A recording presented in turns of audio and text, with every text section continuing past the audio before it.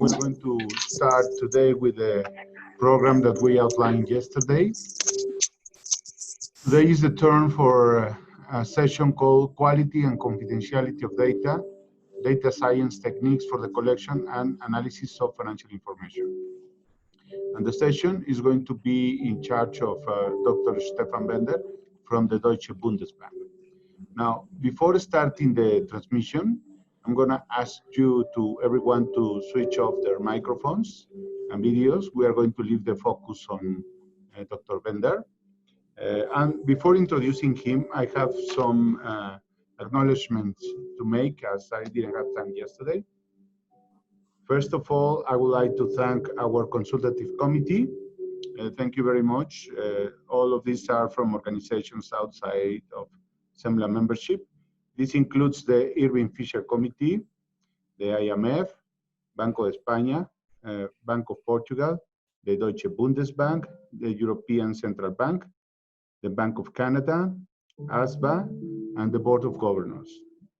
Now, I would like also to thank the Executive Committee for participating in this initiative, organizing, providing ideas, topics, and all the management that is done behind it goes along with the Executive Committee, which is composed by the representatives from the Central Bank of Peru, the Bank of Chile, and Bank of Mexico.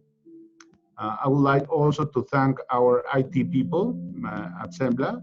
They've been working really hard behind all the scenes, and they have provided us with this infrastructure to organize the meeting. And also, very importantly, I would like to thank two people that helped me a lot with the organization of this event. This is Anaí Rodriguez and Erendira Fuentes. You will see them all over the place around. They are assisting us during this meeting.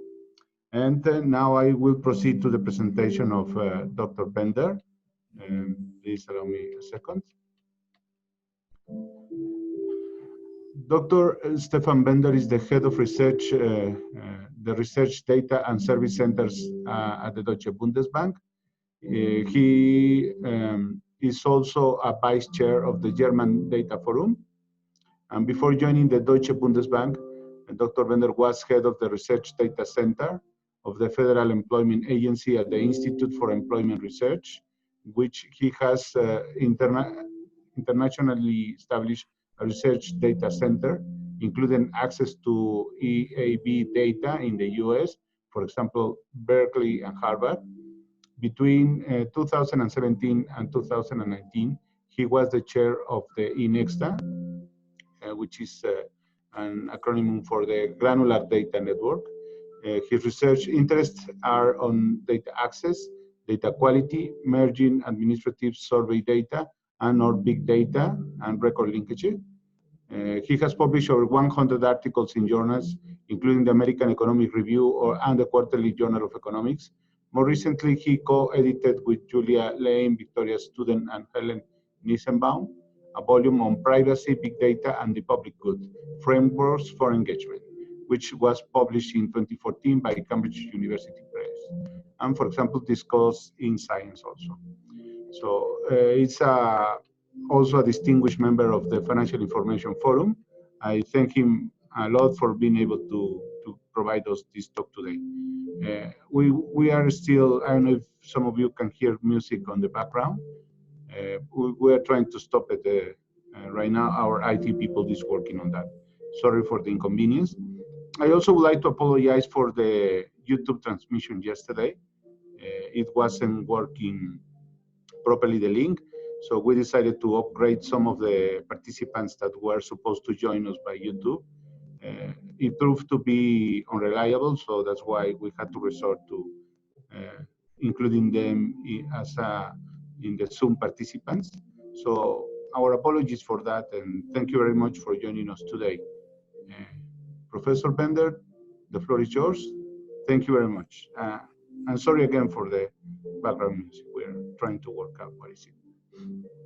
So thank you for having me here and for inviting me, and thank you for inviting also to organize that. And it's the first time I'm doing such a long presentation through Zoom, so hopefully that will work. as I said, I'm sitting at home, so there could be some strange situations here because of cats and other things. I'm also happy to be behind Roberto, and I have to say my presentation is fitting really good in what we heard yesterday. And I have to say, and Mexico can give a yes on that, I have sent in the presentation a week ago. So although you think, oh, I have totally responses or something which is in line of Roberto's presentation, I have done that a week before. So just to say that to you. There will be also no Inexta slides, so maybe some of you are really unhappy for that.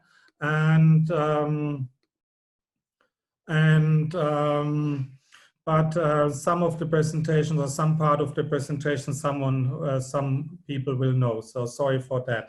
So as pointed out, the session is on the quality and confidential of data and then data science techniques in the collection analysis of financial information. It's based on joint project with a lot of people, which are read down here. And of course, and it will be on slide 3 or 4, also with great help of the Nexta members. And because a lot of people are here, I have to say that I'm not necessarily reflecting the opinion of the Deutsche Bundesbank or the Euro system. I have to do that if, for example, everything is taped.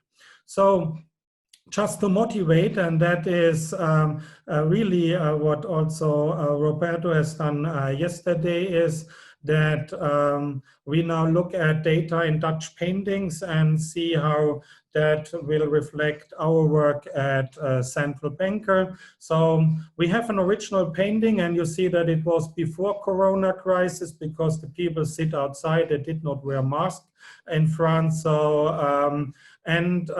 what we as central bankers are doing, we have some kind of data which reflects some parts of this original painting. So Bundesbank data are these two stripes you can see here. They could be little bit larger, or maybe not a stripe through the whole picture, whole painting, sorry. But what we try to do is that these kind of part of what we want to describe is as clear as reality. So if you look a little bit further in there, the painting looks, the part of this painting looks as sharp as the original. If we go to big data, you normally have, and you have that immediately because Roberto pointed out that you have that in a second or so. You will have the whole picture, but you see that you do not have it in a clear view. So that means we do not know, and that was also yesterday, about the quality of the data and about the usefulness of these kind of data. And Frauke Reuter, where I also lend this painting and this idea, she's always claiming that big data will not get you this original painting view because it's big data. So that means most of the data which are from big data are collected for different purposes, and then you try to convert them to something else and to your questionnaire or to your topic, and then you get a little bit of this messy painting, but you get the overall look and not these small stripes what Bundesbank had. And Corona showed us, oh, we need the whole picture, and we have seen it also yesterday, because now the crisis is affecting, for example, everyone and everything. So, and I'm not really sure because part of my presentation is not shown. I point you out that here in this signed painting here, you have now the clear stripe of Bundesbank data and the not so clear other parts. And it also points out that for Bundesbank, we are trying to combine different data sources, and I will come to that. So that we have our, how should I say, data where we know how it describes reality and analyzes reality, and then we combine that with the big data, and then we can, how should I say, we get maybe a clearer picture of the big data information parts, or we also know how these data are biased. So that was the motivation, and I will go through data science for the collection of financial information. Of course, I will show you what is my background, so a little bit about the Research Data and Service Center of Bundesbank, then new sources and techniques, then a little bit about reproducibility. There was two great workshops on that, one from Bank de Portugal and one from the National Statistical Institute from the UK, so the ONS, and both you can find on web pages. And then some work of the Annexstar is the Enodata scheme. I will come to that. And then the second part is we go from data science for the analysis of financial information. First was collection, then now analysis, and here project on enhancing data services for users and justify added value of microdata for research. That is our agenda, of course, in conclusion, and here you can also see the thanks to the Annexstar members. Good. Motivation. Some of you have already seen that we have transformed our way how we are collecting data. So before the last crisis, now we have another one. The aggregated data sets were important, and they are still important, but now granular data is necessary. And as yesterday pointed out, a lot of data and valuable data are necessary, and they are also necessary not only in countries but also between countries, because, for example, the corona crisis has spread. And the interesting point is that we like to, that there's already always local constraints to get these kind of data. And you will see in my presentation that, for example, for Germany, we have some strange constraints on that, you will look a little bit on that. And the main idea is, because I'm from the statistics department, is how we can support these processes from the statistical side. And so the microdata overhaul the traditional value-added chain in central banking statistics, because some years ago we just collected data for a specific purpose, and now we try to collect data not only for these specific purpose, we take it for multiple purpose. And for the big data, we can say we even transform the data from some purposes to our purposes, which is also a little bit challenging, like also, of course, data protection of these data, which now should fulfill multiple purposes. Of course, we have technical innovations on that. I will skip that. What we also heard yesterday with the nice presentation about the price indexes was that official statistic has lost its monopoly for providing information to society. And in the second part of the presentation, you will even see how maybe we can put in our daily work in these big data ages. So to pretend like Netflix, I can say. So we will see if that is working, and I hope that we will have enough, how should I say, information then, and also provocative hypothesis to have a fantastic discussion afterwards. So what are we doing at the Research Data and Service Center? We offer access for non-commercial research to the microdata of Bundesbank. And we have a lot of different microdata. We generate these data for the research. We document the data and even the methodological aspects. And we provide, of course, data access and data protection to that. And Roberto yesterday pointed out that we should go for some cooperations with universities. And that is also one of the main reasons why Bundesbank has opened the data to the researchers, because the researchers need to know what kind of data we have and what we can. And you remember these Van Gogh painting,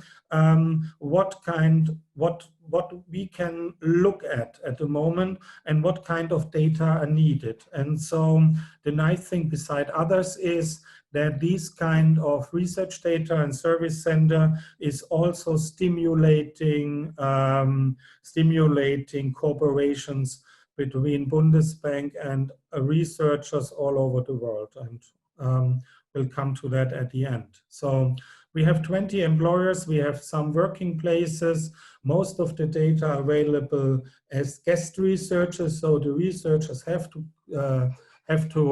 go to Frankfurt, and because of the crisis, the virus, now the facility is closed since end of March. So that is one of the things which is affecting, the virus is affecting. There are some other possibilities to get these kind of data, so remote execution or remote access, but Bundesbank do not have that in a broader view. So we have that for some data, and but at the moment we are close. So just to also remind you about that. So what I will refer to my whole presentation is about what I call the information life cycle of the Research Data and Service Center. So we have one part here, which is at the Research Data Center, and we have one part which is in the public. And here we have some kind of an information life cycle. We give data to the researchers, or we even analyze our data by ourselves, and we give, and then there's research done. We have publications and then out there, and then the question is information from this publication going back to us by user-specific knowledge? I'm always doing the joke that you need some kind, if you look through research articles, you need some kind of translation to bring that back, for example, to the data producers, what they can do then by improving the data. So this is this life cycle, and we will now go to these, what is done at the Research Data Center or in the Statistic Department. And of course, that is happening, what kind of data we have, and we have banks, companies, security, and households in there. And these kind of data are mostly combinable. And this is also a challenge to do that. I will come to that as one of the approaches with record linkage a little bit later on. So coming back to the Dutch painting, which means what kind of different data sets to the Bundesbank data we can offer. And just to give you a glimpse, what Bundesbank at the moment is collecting on additional data sources, and this is expanding nowadays. So we have now internet platform information like house prices and other information which are giving there.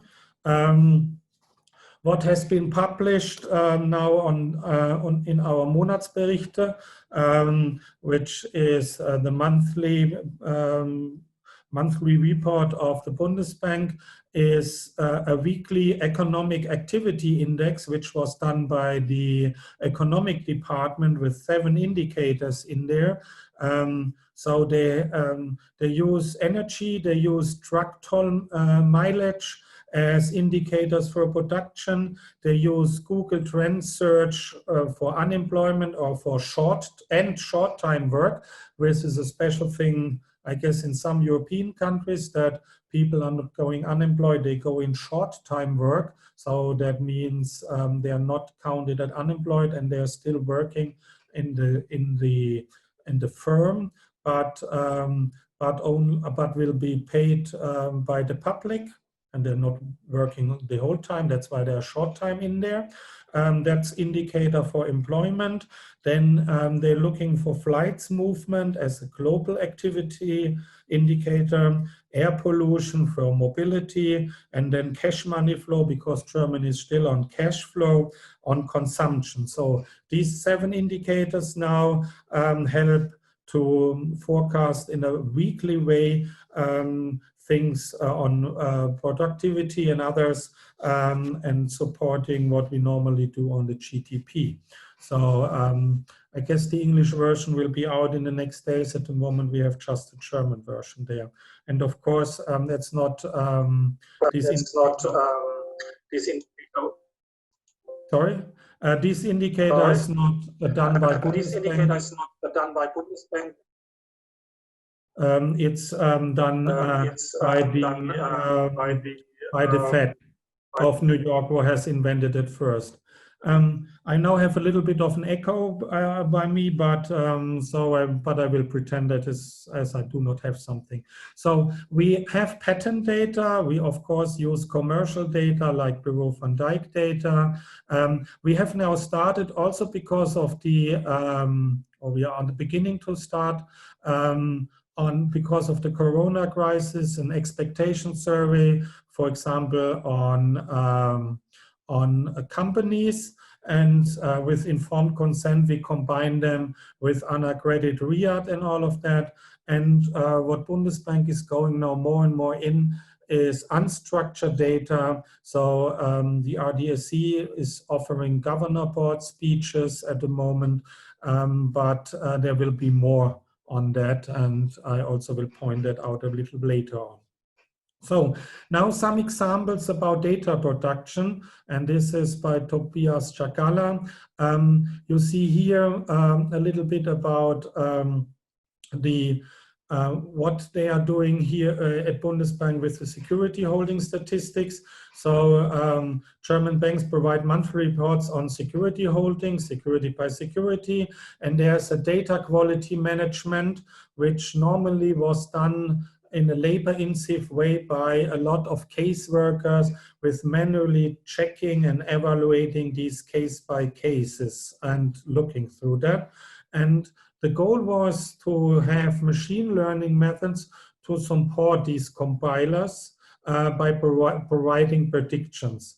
And that was really, you can say, oh, that's easy if you have some information before which of these reports you should flag and which you not should reflect. And here you just see one dimension about days of delays of the report, and you can see, oh, if there is a delay in this report, that these reports are flagged, so there's something not good happening, so the quality is bad.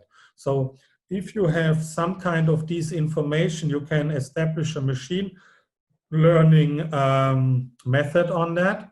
And then you can do some kind of a prediction, and I can't see that, hopefully you now here see a ranking on different probabilities if these ISIN which came in, the security has a probability of it's something wrong with it or not. So there are some at the back, at the bottom, where you can say, oh, they are really fantastic, and there are some at the top where you can say, oh, they're there should be a mistake in there. And they have established that, and they're now doing a lot more on that. And the experiences was to have a 50% reduction in time for the check, and also a 50% increase in the effectiveness of these evaluations. So the people need not so much time anymore, and their work getting better, the results out of that, because they now get the hint of this notification is flagged or not, and there is maybe a mistake in there. Good. Another thing in data production, and I showed you the picture that we like to link our data, is that we have to combine company data of different sources at Bundesbank. And the strange thing for Germany, and that's, I guess, a German thing, is that we do not have a common unique firm identifier. And so, and some kind of IDs we have, they are not stable. And of course, there are some initiatives like the LAI or so to do there, but also for the old parts of these kind of data, we do not have that. And so we have to use alternative identifiers like name, addresses, sector, legal base, or balance sheets. And we match several NFI microdata sets from statistics, from the bank supervision, and also from external data, also commercial data like Bureau van Dijk, or also the German company register from the Statistical Institute, with a record linkage advanced machine learning algorithm to have these kind of scores, to have these harmonized and integrated data. This is now done everywhere, and just to give you a glimpse on that, if the nice thing is, if everything is working and you find every company in the same, you will be at this point here. With only firm name and addresses, just try to combine them without any other effort. You're on this blue line. If you use these machine learning techniques and bringing error structures in there, which then the machine learning algorithm is learning, it's now on the green line. And I guess the next one will be even closer to that corner point. So that means I hope to have shown you the value of these kind of machine learning algorithms in the data production. I will skip that slide, but just give you the hint or the comment that we try to go away from ad hoc generation of data for research to an established and then standardized way to do that. And we do that also because of the information life cycle, as I have shown you before, because we want to have some kind to know what kind of publication has been done by our data, and we want to do that in a way that everything is safe. And so the main idea about the research data center is the 5 SAFE approach, to have safe people, safe projects, safe environment, safe data, safe results. And we give access in these research data and service center nearly to real data. We only putting away most of the time the name and the addresses and other identifiers which are outside available, and then the other safes, the other dimensions helps to keep the data protected. And of course, we are doing output control at the end. That means no result is leaving the safe sender with which can harm companies or banks or something. Good. So we offer now, and coming back to this information life cycle, we're giving nearly the original data to the research. We are giving there's output generated, and the output is sent out to the public. And the challenge is now that the researchers are doing something with the data, and the question is, how can they do that, and do we understand what they are doing, and even do they understand after 1 year, if they look again to their programs, what they have done a year before. And that's why we now have some kind of standard rules for programming, and we establish them more and more, so that that there's a clear link from the data to the programming to the publication. So as I said, we have now established that a little bit more because of the fantastic workshops in Portugal and in the UK. And that's what publication.do, for example, is doing, that we have a clearer link between the research output and the tables and the graphs in publications. So we do that also because there's now a movement, there are different movements outside, and one is that the reproducibility is now one of the common rules for the high-ranked journals, so that they even have now data chief officers on that. And there's another one that data should be fair.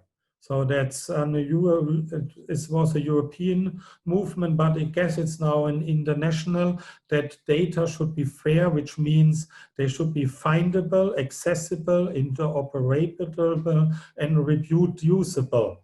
So that's nice words for Germans. And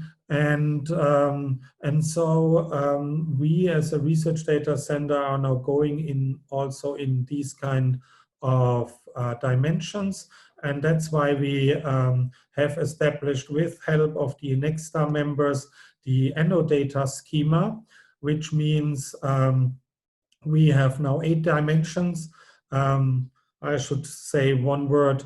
Normally, you are familiar with metadata, which means that's a description about the data, about the unit, about what kind of information is in there. But normally in the metadata description, you do not get any information about the access regime. That means, who can get access to this kind of data. Even sometimes there's not information who is data owner of these. What also Ricardo yesterday pointed out, a lot of data are now linked together, and I even showed you that Bundesbank is also doing that. So if 2 or 3 data sets are linked together, then different rules come in. So that's why we have this global level with 3 dimensions, the record linkage, the combining restrictions, and the global rule. And of course, it's always necessary also to know who wants to have the data. So you need in this kind of schema also the research projects and the researchers. The nice thing with this kind of schema is that it is machine readable, for example, and it also structures your work on that. And now the Nexta paper is available on the Nexta page. So to sum up, the first part is that in this life cycle, from internal to external, we now have established a lot of common rules or also procedures, how we can improve the data quality of original data, how we can find out what researchers are doing with this kind of data, how we can connect in the future easier about what kind of research is in what publication, and maybe we also get this backflow. that's I will go also in the second part. So what I'm always pointing out with these kind of big data technology is that we are not only having new data, but it's also a new kind of thinking and working with data. And this is why we as central bankers are adopting more and more these kind of techniques.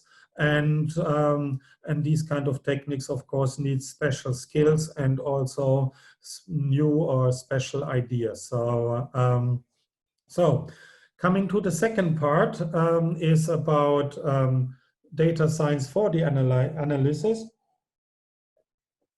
Here, we want to enhance data services for the users and justify added value for the microdata for research.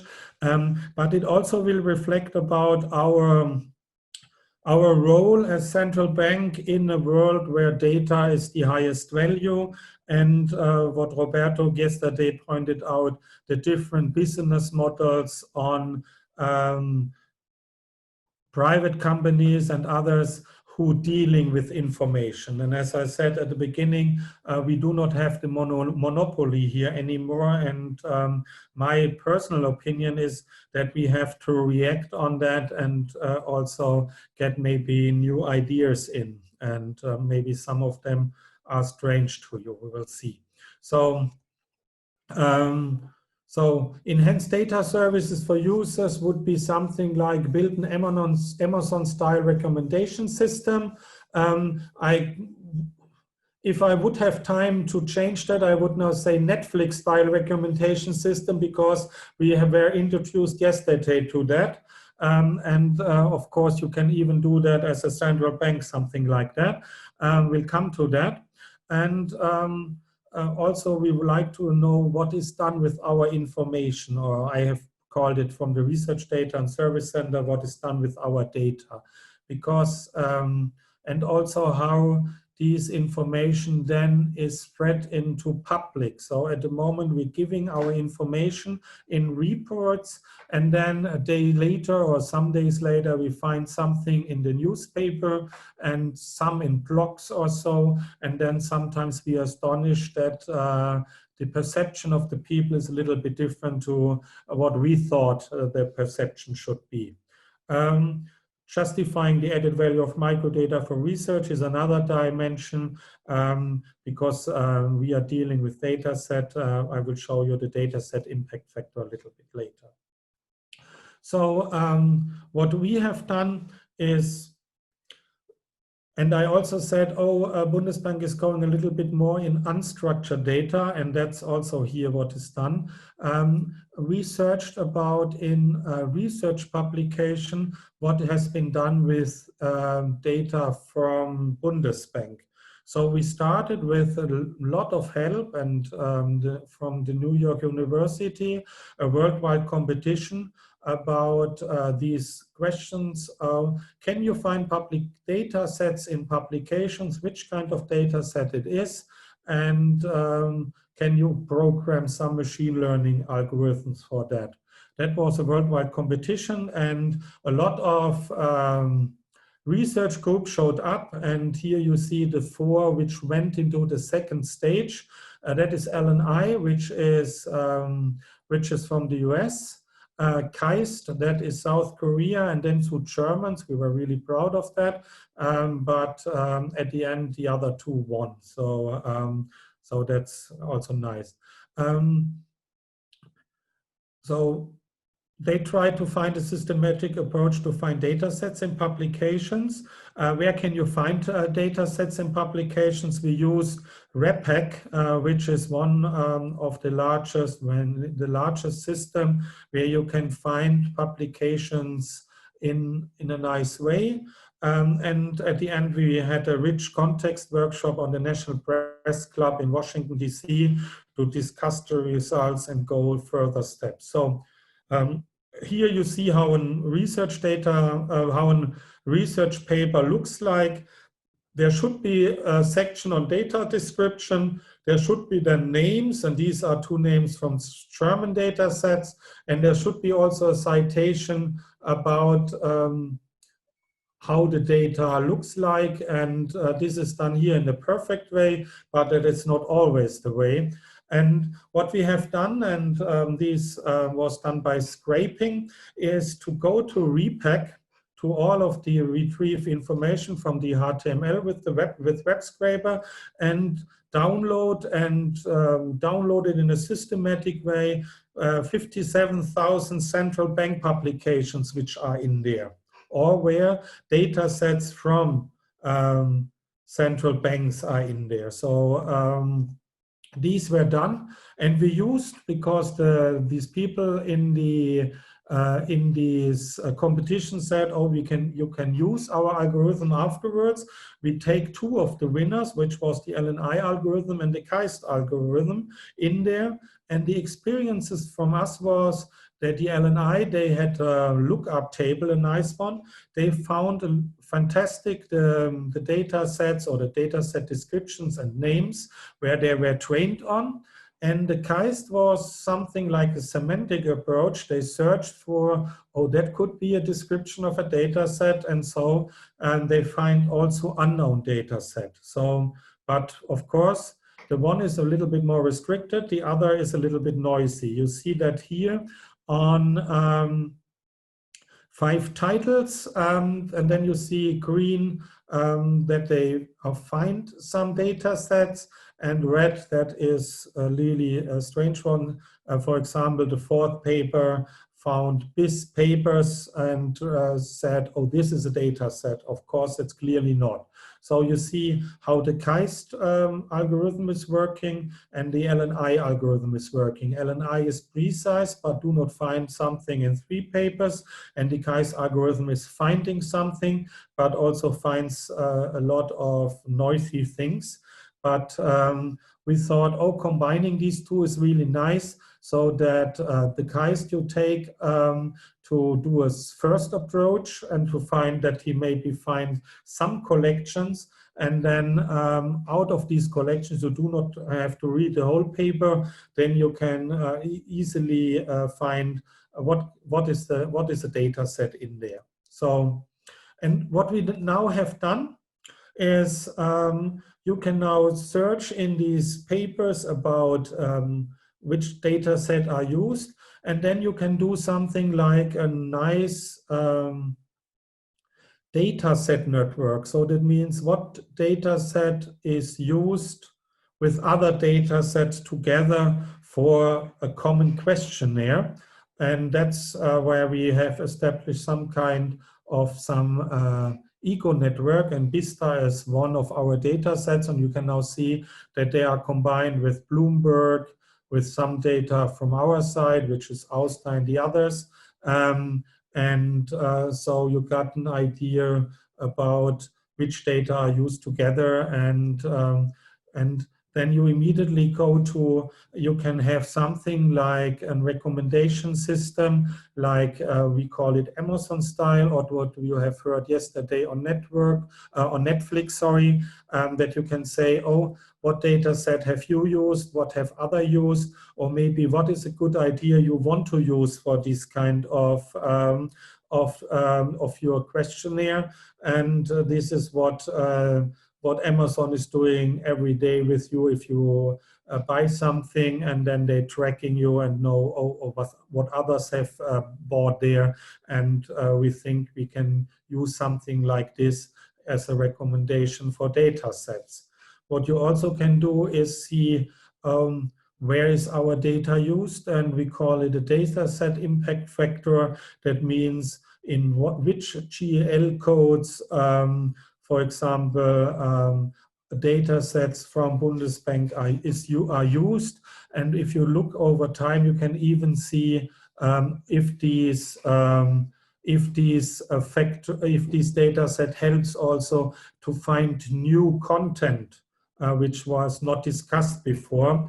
That's why we said, oh, the data set impact factor should not only have more publication use with these data sets, or broader usage is better for this data set. It is also that the data set is better when it sparks new research. So that means, is there an added value with these data which we're bringing out to the data already, they are already out. And even, as I said, in the combination with other data sets. So this goes to the implications of what we are doing, and what Claudia Buch, if you heard her, always claiming is that we should have evidence-based policy, which means we should use some kind of data. It must be not, or information, it must not be microdata, but for the Research Data and Service Center, it's microdata. These microdata will go to research publications, in our case, but it could also go to some internal publications from the bank. And then it goes maybe outside into policy briefs, in newspaper articles, in speeches, in formal consultancies. So that means here you can have some kind of an effect from the data to the publications and then to what is done in public with these. And I guess we should go a little bit more as Bundesbank, and we will do that in this direction. And so we need to have a better allocation of the research to improve the importance of these kind of data, which we try to use. We hope that then the researchers are using these data more efficient through, for example, the data recommender and other things. And then we also want to see how the impact of these data is on political decisions. So if an ideal case would be some kind of results, what Bundesbank is publishing will then spread into newspapers and then going directly into decision by Angela Merkel and others, or to ECB or something, and that would be really helpful. And we will hope in the future can measure something like that. We have started with giving some kind of a software on that. So here you can see, for example, I will do that, publications, and you can search these publications by these types, and you even can search these by data sets. And if you do that, you can see, oh, how many these data sets were used in one paper, how many publication references were in there, and then you can even click in and can see, oh, what kind of data this is, and you even can see who has also used this data. And this is a nice approach to get more information of these unstructured information. And this is also done with big data techniques. So coming to the end, because I already talked a long time, now I have 2 or at least 3 summary slides. So general, the developments of these research data service centers in Bundesbank and in other central banks were fast and incremental. And also I have to say with Inexta, because Inexta started in 2017 and we have done a lot of work on that. We have to do a lot of work on that because we need trust building, because also in Bundesbank, for example, for the lawyers and others, for the legal unit, we have a growing data complexity, and it's growing more and more, as we have learned also yesterday. And of course, we need a learning process for everything on that. And what also we are as central bankers can't do is what these coffee shop owners in Yale, I guess it was, doing, that they use their data or their information in a way it should not be used, because we as central banks lean on trust. So of course, we need new skills for researchers for data producers, if I have shown that, and Bundesbank statistics. We now hiring a lot of these people with these kind of skills, and as I said, the Research Data and Service Center and opening these kind of data helps to get people with these skills or even to get cooperation with these skills. What we try to do is a little bit more on engagement of the researchers, so that we even get more information what they are doing with our data.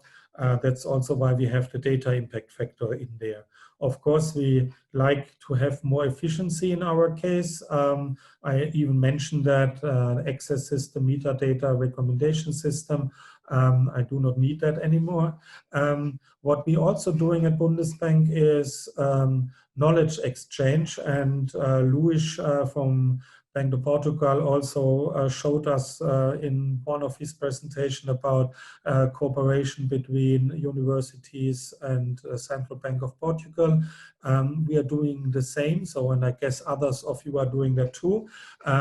We now have a financial big data cluster where we are member in there, where university, even commercials, startups are working with artificial intelligence and big data strategies on data. At the moment, they are not working on Bundesbank data. I have to point that out, but we are discussing ways to do that. We have, or we try to have, we cooperate with the tech campus, which is not only economic department, it's also IT department, which is in Darmstadt, so that's close, a city close to Frankfurt, and we will have a network with that. Gaia X is something like a German movement, which will be a European movement on having cloud-based information system, and to try to get something which is then stands beside Google and the others. We will see if that is working. Of course, harmonization and internationalization, like the G20 initiatives, the BIS initiatives, and the Nexta are highly supportive. And to sum up, you see again the knowledge life cycle at the RTSC and of course of the central banks, to see how the data service, which we also can say we improved that with the data stewardship, and on that, the research we want to improve, how the publications are findable, and also how our data are used, and to get that in this recommendation system in there, and then to get user-specific knowledge circling back to Bundesbank via the speeches, newspaper articles, and others to improve the data service. And then you can say, oh, there's a spiral which is going up there. And of course, as yesterday said, we are also adding new data in there and try to get faster. So that, thank you for your attention, and I'm now happy to answer questions. It will be interesting to answer Spain questions. We will see how that will work. Thank you. Thank you very much, Stefan, for this very interesting talk. I guess that a lot of our colleagues can draw a lot of lessons from your talk. There are some questions in the Q&A section, and we will allow now all the participants on the floor to open their videos if they want to interact a little bit more with Stefan, who is a very popular member of the forum. So I'm going to go through the questions that are already there. So we have from Edson Serrano. He said that yesterday it was mentioned that to gathering the information on the field, the primary type of information, is being limited by the pandemic. Under this scenario, how trustful do you believe that the new information will be, given these limitations that the COVID pandemic is generating under these new circumstances? Also, there are, that's one. I'm going to take only a few in order to allow more interaction with our colleagues from the members of the forum. We have one from Gilberto Ansaldo, that if you could explain the form in which you have automatized the recommendations. That's another one.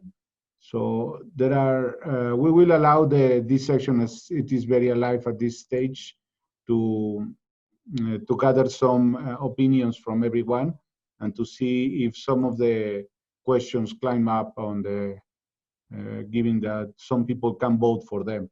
So, Stefan, would you please talk about these Yeah. two first questions? So I got now 2 points, and if I missed something or misunderstood the question, please do the same. Please interrupt me anytime. So the question is about the pandemic and the new data, and about what kind of new data we need on that. So as Paul yesterday mentioned, is that now this pandemic is getting to all of us, so that means to every dimension, and there's a lot of discussion about what is happening at the moment. And just to look at the economy in Germany, it has nearly every dimension in there. So the idea here is, as I told, from the weekly economic active index, to have now something which is reacting weekly, so that we can see how the German economy is pretending. And if I remember right, the indicators now in the last weeks is -5, -6 in production, which you normally do not have in this fast way. So that means finding some kind of indicators to describe these kind of thing is one. The other, what I have showed you, is that we now trying to get additional information from different data sources, and even established an own survey on in establishments, where we now asking establishments about how are you pretending through the crisis. So they have every dimensions in there. Did you try to get loan? Did you get it, or didn't get that? Did you had employees? Sorry. How many are now in unemployment, or are they in short term? So we do that at the moment in a classical survey. We have now contacts with other institutions in Germany who are giving money to companies and others. We also have given, with the allowance from ECB and some kind, unaccredited and RIAD now to the researchers, internally, not externally, I have to say, also to get information from there. And we even now try to get also information, for example, about houses in Germany which has to be sold because the people can't pay anymore on that. So there are at the moment different kinds of solution to get information on the pandemic side, and it's a new challenge, as I said, that it's a worldwide one, and it's also one which harms everyone and every dimension, as also yesterday was mentioned. So on the other side, that's the pity at the moment, that the access to the research data and service center can't be given for the external researchers. For the internal researchers, most of the data can be done there. And for example, what the Research Data and Service Center has done is also supporting via the linkage and also by waiting, for example, the Financial Stability Department, which has calculated for the ministry, which then goes directly into the German law. For example, which companies will get what kind of money during the crisis. So also these kind of things were done there. So hopefully I have answered the first question. Automation, the recommendation, we are on the way to do that. I will have, for example, tomorrow a call with the NYU people, because they have now started to work on a knowledge graph on data. So that the network you have seen is that you have seen some kind of structure, and at the moment NYU informatic guys are working on a knowledge graph, which has in their data, author, title, GL classification, and then a little bit of content, and then you can see on these kind of network who is doing what in there. And if we have that kind of knowledge graph and know these information, we can start with having something like a recommendation system. What you need for this recommendation system is also what kind of data are available worldwide. And this is also what have started. So we approach to REPEC, for example, and REPEC has started now that the researcher should fill out which kind of data they have used. And New York University will launch a new competition in the next days, which will have something like an inventory, a worldwide inventory of data sets they want to establish. It's Google has done something like that. But that is Google. So that means we need also something like that to know, what kind of data we have and what kind of recommendation you can do. Inexta has done a little bit on that and will improve that. So we have established a metadata scheme where all of the Inexta members are filling in their data in this kind of description. And so I guess for the Inexta members, and the data sets which are in this system, we can even start with some kind of a recommendation system on that. And even what is not so challenges, what we also need is which data can be harmonized for some kind of research, for some kind of research topics. To say, for example, if I want to have international comparison with where I need balance sheets on companies, then it would be fantastic to have some kind of harmonized data set. And this was my discussion and presentation today, a little bit earlier, about some European initiatives on balance sheets, which are called, for example, IBACH or ERICA, to get harmonized.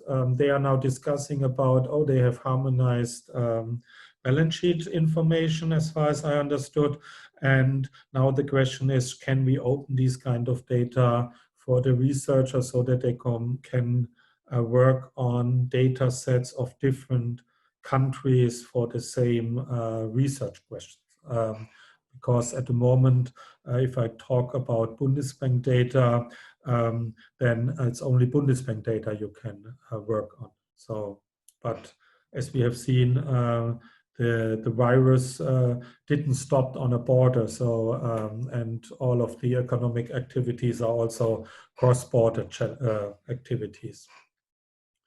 I hope I answered the two questions in a good way. There are also two very popular questions on the Q&A section. One by Alejandra Jauregui. She's asking, relative to the data documentation, you mentioned the metadata scheme agreed with Inexta as an harmonization effort. Do you think we could also agree on some common standards relative to data quality, or are they very specific to each data set? That's one of the popular questions.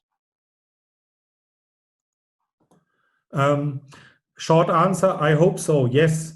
And I'm not really sure if I can tell you that, but the idea is now from Bundesbank and others that the G20 data gap initiative is now ending, and we should have something afterwards about we can't do a data gap initiative 3 on that. And the idea is that we try to have some kind of an international microdata standard.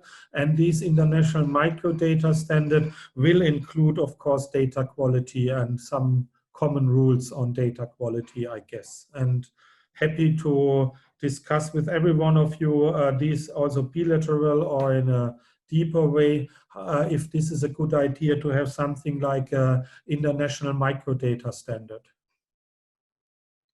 Okay, thank you for that. Also, there is Matthias Osandon from the Halle Institute and also from Semla. He's asking, a big challenge when working on research projects with central bank data is the need to combine proprietary data collected by other public institutions. As for example, in this limitation of firm-level information in central bank credit registers. Some central banks have also established cooperation schemes with tax authorities to fill such gaps. In countries like Norway, this type of cooperation has been recently enforced by law when the central bank requires it. Can you please tell us something about your experience in dealing with a combination of data collected by different institutions in Germany, which has been the main challenge you have faced? And if you allow me, then also Fernando Jose Perez has a question, which I think we will allow him to ask it directly to you. And then we have another by Catherine Jara Paragues, and she's asking if you can explain a little bit more about the Allen artificial intelligence and the case algorithms. What software will you use, and how much time will you spend to obtain the expected results? That's very specific about the two algorithms. So please, Stefan.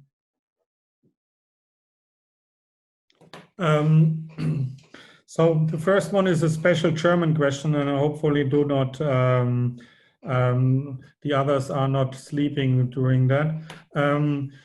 In Germany, it's a little bit different, how should I say, difficult to combine data from different data sources. So what Bundesbank at the Research Data and Service Center is offering is that we can combine for the researchers from different from data sources which are public available.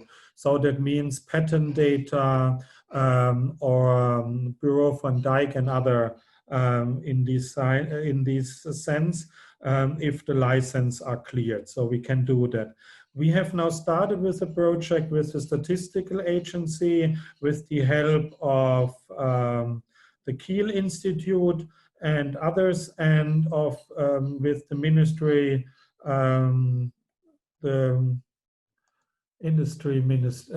economic ministry, to combine some kind of company data between the Statistical Institute and the Bundesbank. What we said now during the crisis, during we have worked on some kind of solutions for the ministries, we said it would be fantastic also to have text data combined with our data, but I think that will be some after Corona discussions, if there is an after, about which kind of data we need to be combined. And I guess maybe I can't do that joke that statistics in Germany could be a Corona winner on that, because there is some discussion that some of these data are used for. I'm not an expert in this algorithm on KAIST and LNI, so please send me an email on the questionnaire. It would be fantastic. Then I will. I can say to you that both algorithms were, how should I say, really computer intensive, and we made some estimations if they would have worked through all of our information we have, then it would have cost us years to get a result. That's why we changed the algorithms, or one of our students have changed one of these algorithms. or both of them, and took parts of them and rechanged that. I'm not sure how they have done that, but I can find it out and send it to you. So, so my email address should be, or should I say, should be public, or you know that, and please send me the email and I will give you the information about that afterwards. Sorry that I did not know that. It's all right, Stefan. Now, Fernando Jose Perez, please, could you ask the question directly in order to take advantage of that you are on the floor, please? Okay, thank you. Good morning. Thank you for the presentation. It was really interesting. I just have, well, actually have two questions. No? The first one is, what are the, if you can give us some words about your experience with the formal procedures about the who can have access to the data, and what are the correct formal procedures, and if you have any recommendations for Latin American central banks. And the other one is about you said something about the rankings and how to measure the quality or to evaluate the quality of the data. Could you please elaborate more on that, please? Quality of data means ranking of quality. What do you mean by that? You said something about the how to evaluate the quality of the data. Yeah, I don't know if you can give us more information about that. Yeah, I even can send you the paper afterwards if you send me an email. So experiences, access to data, as I said, and I guess Mexico already is establishing or has established, and Chile also is on the way. So maybe they can help me with that. So access to data means we have established a complete workflow how researchers, internal and external researchers, can have access to the data. I will just give you a brief overview how external researchers are getting these kind of data. I even can discuss with you bilateral afterwards a little bit more in detail about that. So if someone from want to have data sets from Bundesbank, he or she is writing a small proposal and send it by email to us. Then after everything is clarified and we know that that is research which is independent, we will start the procedure to ask the data owners about, can we give the data away? They're mostly they're coming a yes on that, and then we give a contract to the researcher with they have to sign. We have two forms of a contract. It depends on what kind of data they want. Most of the statistical data, that's a really easy one because it's a contract between the researcher or the professor and us. With the bank supervision data, it's a little bit more complicated. It's an institutional contract between the institutions. So for the universities, then it's hard because they have to go up to the highest person in the university in the most of the cases, and then lawyers of the universities are going in and something. If everything is done on that, then the researchers can come to Frankfurt or to Düsseldorf, in the near future also to Munich and Berlin. And then they work in a safe data room with these kind of data. So we started with 5 or 10 data set, and I'm always saying to new ones, you can start with 1 or 2 data sets and give access to the researchers to them. And then, as I said, experience exchange, trust building, and all of that have to be done. You even can start like one part in Mexico to start with cooperation projects. So a researcher from the central bank with the researcher, external researchers are working together, and then you can improve that all. That means the researchers, in our case, the researchers have to send an email, and then they will get an ID card, a temporary ID card for over 1 year or 2 years, and then they can come to the safe room in Bundesbank. They work there without a cell phone, without USB stick, without the printer, without their own computer in that room. So they can't take pictures and something like that from the data, but they can work there whatever they like. We offer them also some possibilities to work, to do their email checking on another place. And then after they have finished their work and says, oh, I want to have this output shared with my co-authors or with the world, then we are checking the output. And then we do some interpretation on the output, and then the access,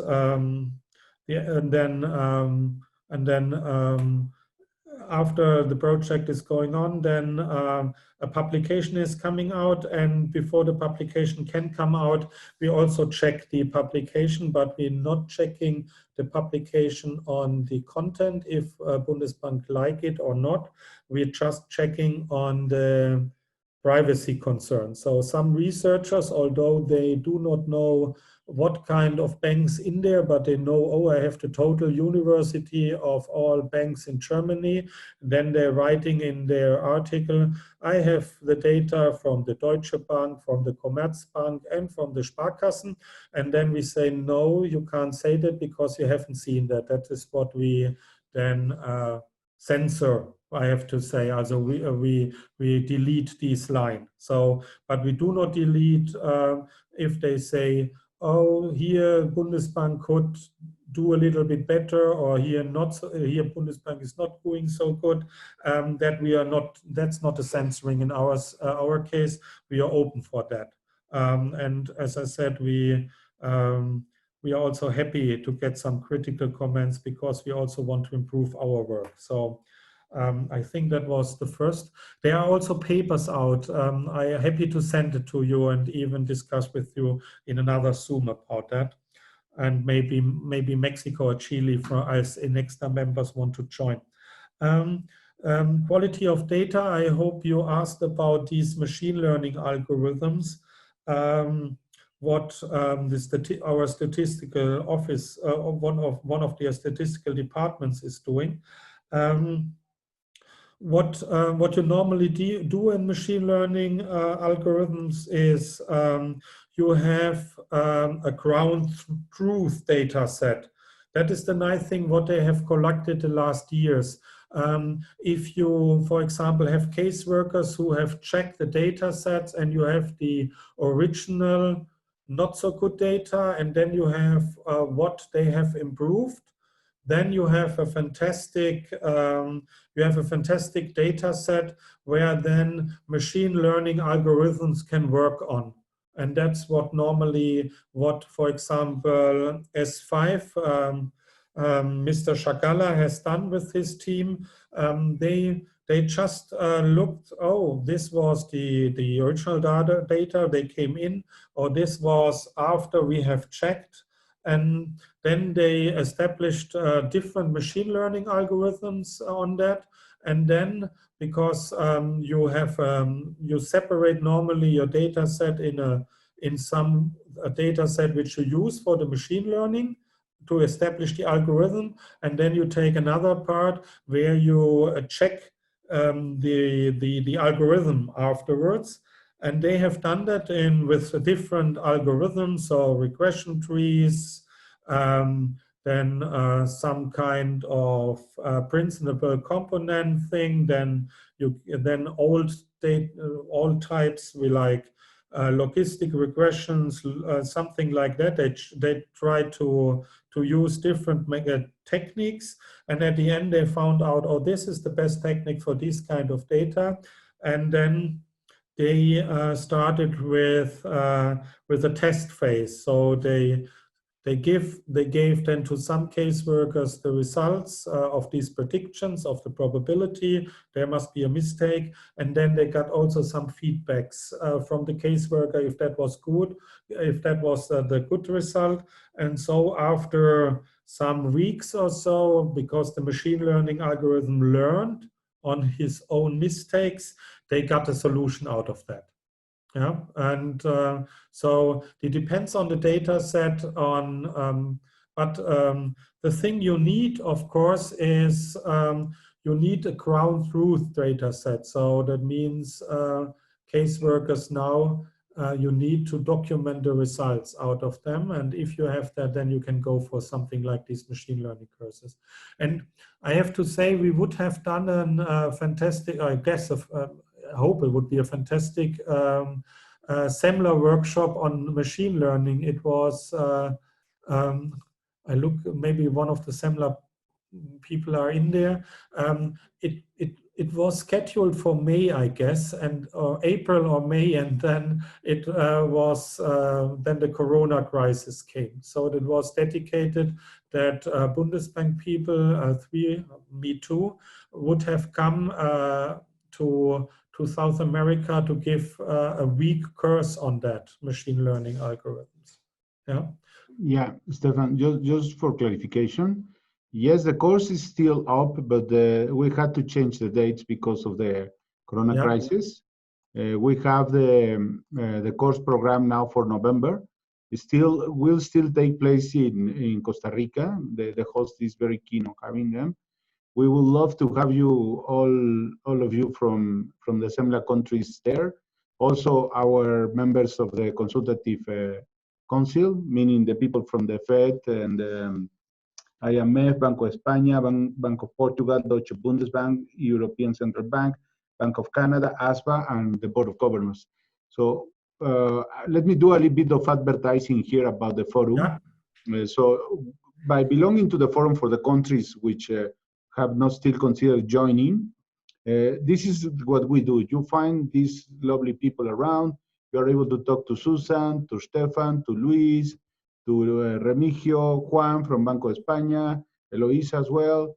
So it's a fantastic group to be with. So it's not only that we are going to see how Mexico, Chile, Peru, and Brazil are doing with their data. You can also interact with very highly specialized people from the big central banks around the world. So I would say that this forum is a fantastic opportunity for countries which are still developing their data infrastructure to learn a lot.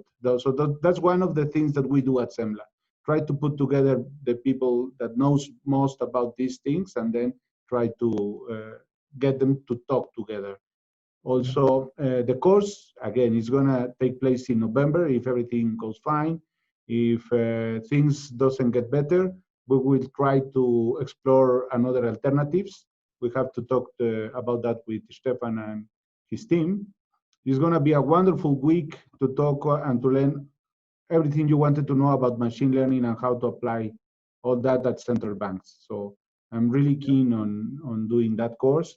And hopefully next year we will have the person-to-person meeting. So you will be able to talk again to all the members of the forum, meaning the ones that you are currently seeing, and the new members that will be joining later on. On Friday, remember that we have a meeting only for members of the SEMLA countries. In that meeting, we are going to let you know how to join the forum and how to enjoy the benefits of belonging to this fantastic initiative that was launched. This is the 6th meeting. So it's been 6 years in which I think the people have learned a lot from each other. Now, there is another question which was very popular on the Q&A section. So Stefan, if you allow me, and after that, I think that we have taken enough time from you, unless someone has a really urgent question. Yeah, Maria Rene Oporto she's a member of the forum. So I will let her talk after I give this question to Stefan. She's on the floor, so she can ask the question directly. It doesn't matter of the language, so please do it in Spanish, and then Stefan can switch to the English channel so he can hear it. But yeah, let I me have to ask check. first the question from the Q&A. If you have to cross different information sources, it was commented about the record linkage system. Could you explain a little bit more about your experience about the algorithms used, please? And then after answer the question, then Maria Rene will have the opportunity to ask her question directly. Thank you.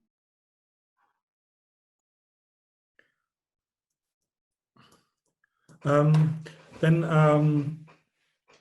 the record linkage, what we have done, I said, is on companies, and they are German companies, so maybe with others it is not working in the way like with us. So what you first have to do is a lot of cleaning the data. So that means, so if you do record linkage and you look through the literature, 80% of your work is cleaning the data and all of that, and that's what we have done. So that means you search through the names and the addresses. And the nice thing, for example, for Germany is the postal service in Germany. They have a register of all addresses in Germany where they should send post to.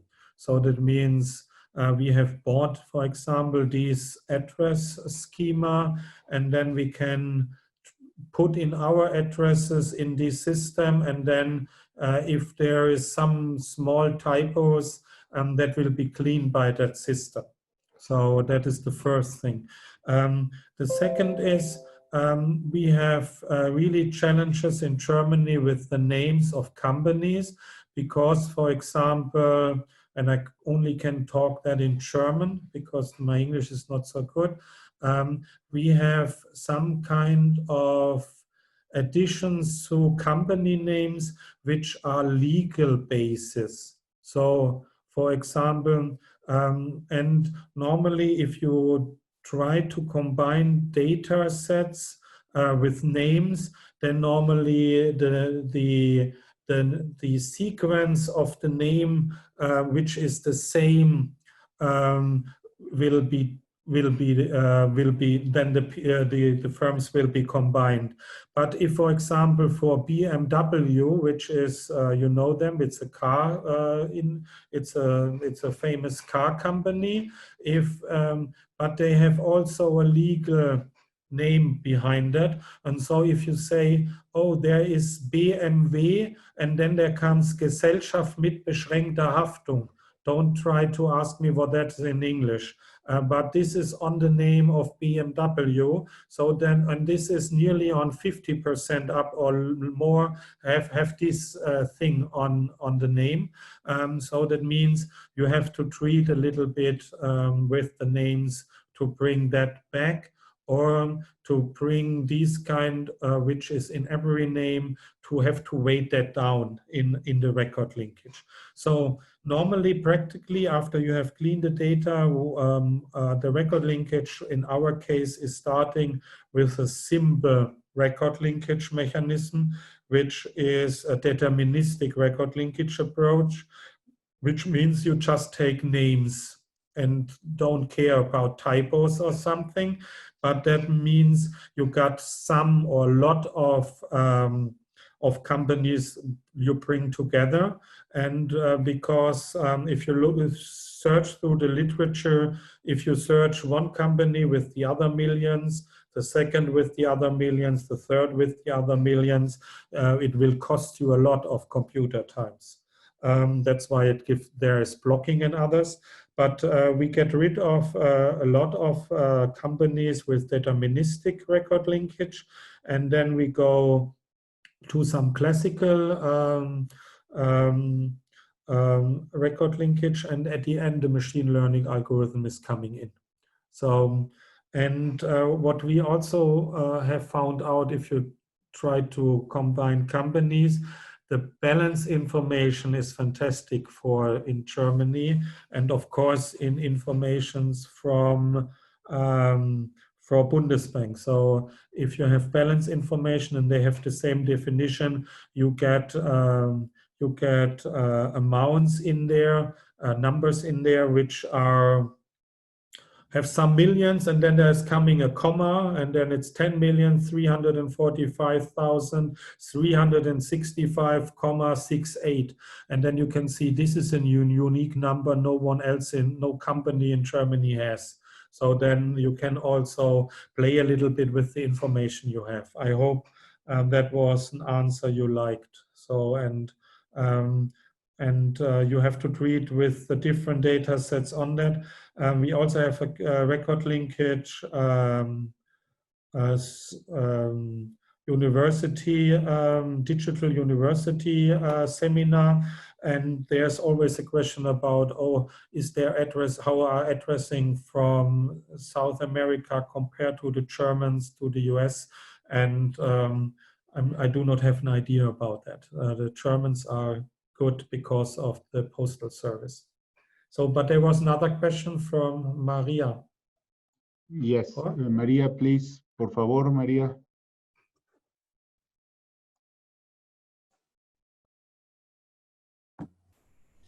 Hola, buenos días. ¿Cómo están? Muchas gracias por la oportunidad de preguntar. Bueno, dada la incertidumbre que esta pandemia nos está causando, todo lo que se ha creado para nuestra economía, el Banco Central tiene que pensar en formas no convencionales de recolección de datos. Nuestro Banco Central todavía no tiene un procesamiento de información con datos granulares. Entonces, nosotros quisiéramos que, por el papel que nos toca hacer para hacer las políticas públicas que tenemos que hacer para la reactivación de la economía, tenemos que buscar todas las maneras de conseguir más información confiable.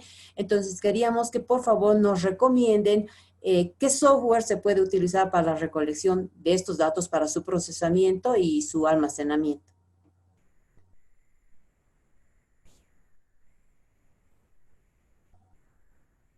Yes, Stefan.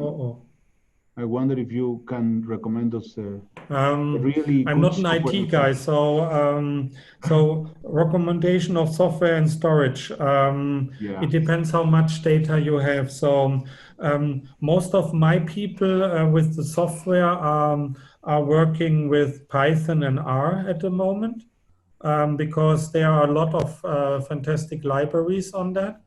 With web scraping, I'm not really sure what kind of what they are using there, but I can ask them about that. We even have get further training schemes in these kind of software. There are also fantastic courses which are not so really costly, which you can have by internet. So they are also doing this in this time. Storage at the moment in Bundesbank is really simple, because we have at the moment not so sophisticated data management system like Mexico. So at the moment we have still a lot of in plain and in databases with they are relational. Relational, yes. Relational databases. We have started now with an Hadoop environment because others have done that. So to get some of the data into then the data into a big data architecture. But we are on the way to do that. So my impression is that some of you in South America, my feeling is, for example, Mexico, and I even think Chile, because I know there, you should ask, you should contact them, because what I also learned, and if the colleague from Halle is still there, he is now thinking of migrating to South America, because you have a fantastic databases. Because what in Germany, what I told you, we try now to get information from the labor market and all of that. That is what Mexico and Chile has already in the central bank. Yeah, so that means, and I'm not really sure which country you are coming from. So I was in my presentations in this country, I was something like, wow. That is, you are in a position like in Europe, the Nordic countries, which are Norway, Sweden, and so where they can combine all of the data because they are available. And I got the feeling that for South America, a lot of these information are also going directly to the central bank. Maybe you can correct me on that, but that was my impression. And as I said, what Bundesbank is now doing is a lot of finding also indicators like Google search activities or mentioning of names of different words to get some kind of uncertainties. We even now, as I said, starting a survey, a classical old school survey, because we thought that that is also good to ask them. We even went to some organizations and asked, we have also company organizations, and we have done qualitative interviews with them about how is the impression, how your members are dealing with the crisis or something like that. We have an expectation survey also for households. And as I said, we're now trying to get also from some strange companies information about bankruptcies of households. For example, if they have to sell their houses because they do not get any money anymore, to see what's happening there. So that is some kind of what kind of information are available and how you can deal creative with that. And as I said, the base in South America is much better to combine this kind of data, is much better, my impression, than in Germany. Yeah, just before concluding, I have two last remarks to make. Fernando Lemus is making a good point, so it's always good to hear from our colleagues from Brazil. I'm gonna leave the floor to him to tell his view. But also another advertisement. Your colleague from Halle is coming to Sembla, so that's we are very happy that we will have him here working with us. And also remember that there is this annoying survey that you have to fill. So we are going to launch it now. Please, we need your feedback. This is the first time that we do this. We organize this meeting in this way. So take your time while we listen to our colleague Fernando. And then after that, we will conclude the meeting. Thank you. Fernando, please. Thank you. I had answered to Maria's question on the. Thank you.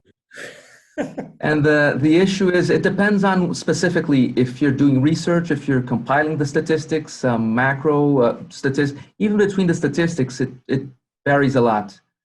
Credit statistics is much more high frequency and high volume data. I think it's the closest you come in the macroeconomics official statistics to the use of big data.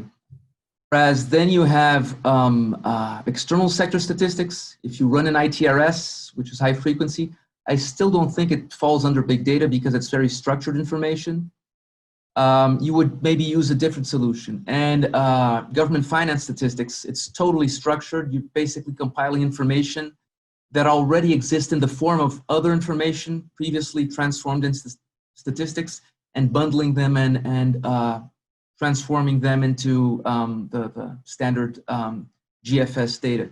So I don't think there's one size fits all, either for central banks or even within a central bank, depending on what area you're talking about. One thing I would recommend is don't go too far and don't lose the ownership of, again, we're talking about data statistics compilation, don't go too far and lose the ownership of the compilation process. That can happen either if you outsource your IT, and in the pandemic like this, let's say the company is closed, the company that built your IT system for data compilation, you have a bug and you can't fix it. The others, even within the central bank, our IT department, everything we do is in-house, but they're in very, very high demand always. So, and they make this, they make this alert that don't do something. Of course, there are some things that only they can fix, but if we lose total ownership, we'll be always relying on them, which is something that they don't want and that we shouldn't want as well. So there are different solutions. In some countries, we've done collaboration with many countries. The size of Excel that you have nowadays, for some of the statistics, it's more than sufficient. It's as user-friendly as you can get. And so it's enough. In other countries, you would rely on Access, which, I mean, I'd suppose more than half of the countries in the world, if they have a robust and well-structured Access database, they can do most of their statistics. Let's not forget that half of the countries are a tenth of many of the economies that we're talking about, of Europe, for example, or even less. So I don't believe that would mostly apply to Latin American countries. But again, going to well-structured data warehouse, I think would do it for most. And again, as Stefan mentioned, there's there are a lot of tools that are available online with free training, and most of our staff have relied on that. They do